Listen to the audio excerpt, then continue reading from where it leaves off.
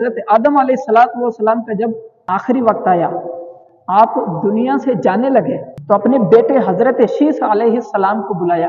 हज़रत आदम के बड़े बेटे, सबसे पहले जो बेटे थे वो शीस थे, और वो भी नबी थे। हज़रत आदम अलैहिस्सलाम ने आखिरी वक्त में उनको बुलाया और कहा कि बेटा, मैंने जन्नत में अल्लाह के अर्श के पायों को देखा था, उसके हर पाए पर मोहम्मद लिखा हुआ था।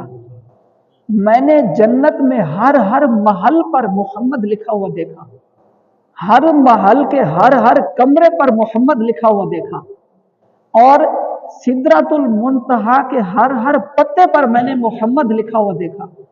इसलिए मेरे बेटे, मोहम्मद सल्लल्लाहु अलैहि वसल्लम का जिक्र कसरत से करना, उनका जिक्र अल्लाह के जिक्र के साथ कसरत से करना।